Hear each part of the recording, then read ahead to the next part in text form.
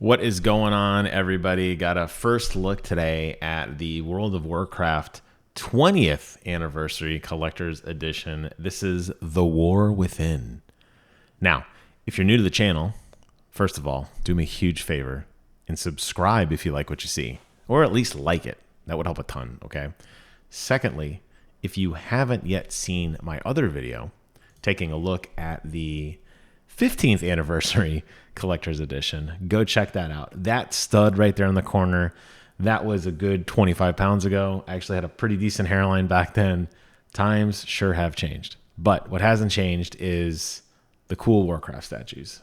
And I bought this 15th Anniversary statue, not even playing Warcraft, just because I love Ragnaros so much. It was something that I wanted. I'm so glad I got it.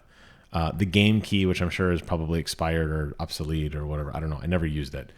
I love this statue so much. I am tempted to buy it again. I don't want to get back into Warcraft. It is a massive, massive addiction for me.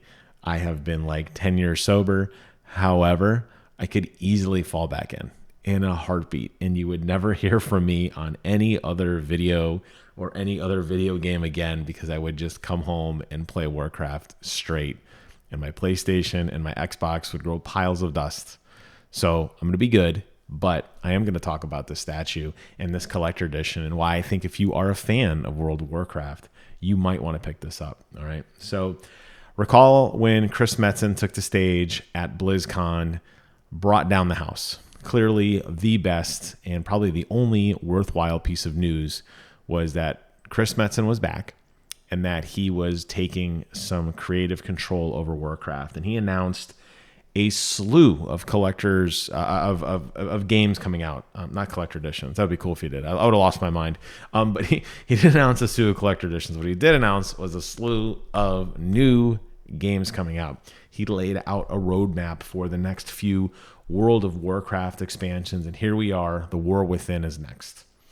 This is a pre-order product and will ship at the launch of the expansion. I don't know if they've yet announced a date based on the Blizzard Gear site that says on or before 31 December 2024.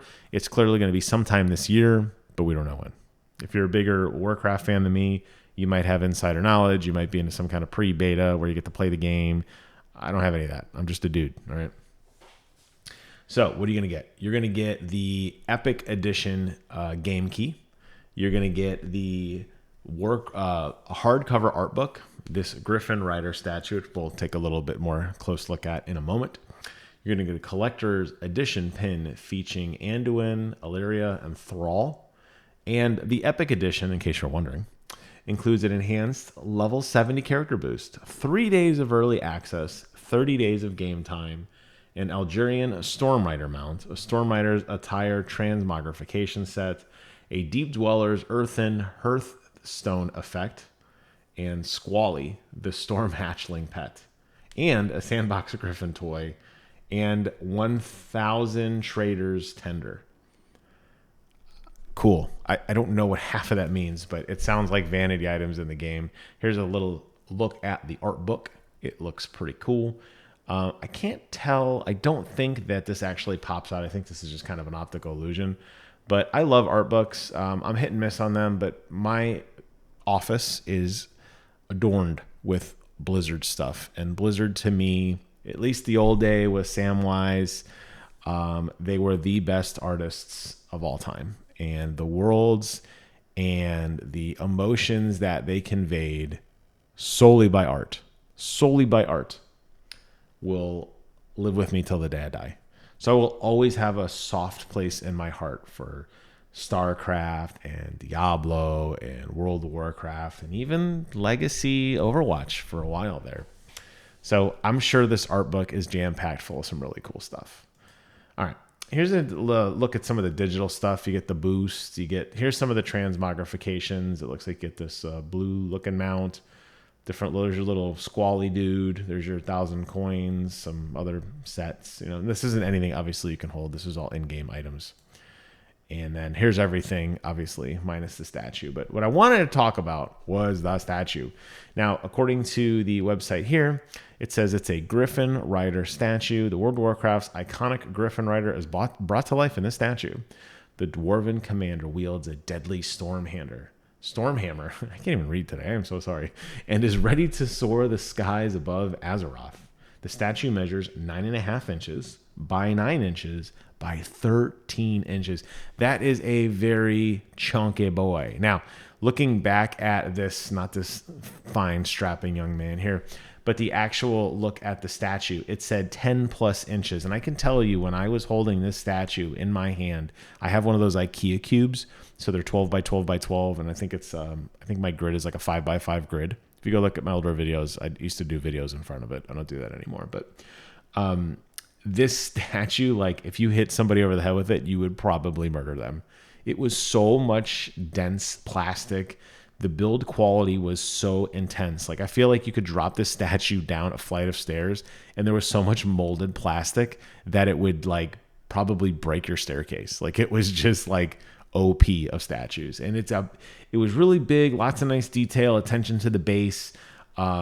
Really lots of nice little graphical details around like his collars on his arm and his face, and even his hammer with the various spikes and the chips missing from it, because this is obviously a legendary weapon of war. Had such a beautiful aesthetic to it, and I was just such a fan of the statue. So when I saw that, that's not the statue. When I saw that the statue was coming out, I blew my lid, and I'm like, oh, I kind of feel like I need it. I kind of feel like I'm going to need it. I'm not going to lie to you. Now, I wish we had some more photos of like the 360 view of the statue, but we could do some compare and contrast to what I have seen from my statue that I am holding in my beautiful hands right now and looking at here, and the website. You'll notice first, we'll go bottom to top. The bottom, as you could see, this is a very horde-like base. You have the spikes that are just like basically downtown Orgrimmar with the diamond pattern and the kind of banding that would be like the iron banding holding together the base of the statue. Here you come over here, and what does it look like? Well, it looks like the top of a castle. So there you have a very kind of like Stormwind, or I don't even know what the Alliance castle is anymore, but it used to be. You have a very Alliance looking, very royal, very noble, very clean looking castle top here. And then you notice the rock formation, pretty nice detail there. The key is, and just like comparing back to the Ragnaros statue, there is absolutely no branding. It doesn't say World of Warcraft anywhere on it. It doesn't have the name of the game. It doesn't say 15 hidden anywhere. It'd be cool if there was a hidden Murloc. There's no hidden Murlocs, but really clean base, and it just flows right into the body, and the body just takes on, obviously Ragnaros, a molten monster, but takes on that appearance like he's blowing out of the rock. He's got his hand ready, nice action pose there. And what do you notice here? Well, it's the same thing. Nice, beautiful base, flows. Look at the attention to detail on the Griffin. Look at the toes. Look at the way that the hair hangs down on the legs, all the individual toenails, the individual feathers. And I don't think I can zoom in anymore. Maybe a little bit there. The individual feathers, the chest plate, the layered, that Alliance kind of, that layered polished look. Beautiful detail to the feathers, how some of the feathers actually have split ends on them, so they're not all clean. And then as we move up, and I wish we could see more of the detail here, but there's the dude. He's got his shield, nice proud shield. I'm sure it's got an Alliance logo on it. The long, iconic dwarven beard with these long, like pigtail braids for his beard drooping down. He's got a giant beard behind it. He's got the cool helmet. He's got the little gladiator wings on the back of his helmet, and then meaty dwarf arm with the lightning hammer, and he's holding it up in the air, ready to charge. Again, a fierce action pose. And let's not forget, the Griffin's mouth is open because the Griffin is probably cawing with energy. And this, I could just feel the statue, guys. Like, I mean, yes, I play a ton of Heroes of the Storm. Like, this is Falstead, okay? To me, this will always be Falstead. But, even just like in Warcraft, in the older Warcrafts, right? I mean, not even World of Warcraft. Like, this is an iconic warrior of the Alliance. You have been in a place at some point in a Warcraft game, whether single player, multiplayer, Heroes of the Storm, somewhere, you have faced a foe like this at some point somewhere. And the feeling you get when you fight these guys. And they're calling down lightning, and the Griffin's flapping its wings and blowing you back, and it's zipping around the battlefield like a freaking ninja because they have high mobility. And the dwarfs on top, yelling out, whatever dwarfs say, like, they say Casmodan. I don't remember. I feel like for Casmodan, but that might not have been a dwarf thing. Or they're like Ironforge or something. I don't know. Whatever a dwarf would yell, but like I could just hear it. I could hear like the tavern noise, and like imagine a dude like slamming down like a big gulp of like mead in those wooden cups, and then he's grabbing his Griffin, his hammer. He's like, "All right, boys," and he gets on and he flies out into battle. Like that's what this statue is. So seeing that it's $180 price point, I mean, I'm not gonna lie, that's steep, but like for somebody like me and the size of this thing, that's pretty cool. Now, if you play Warcraft, obviously there's a significant cash value here.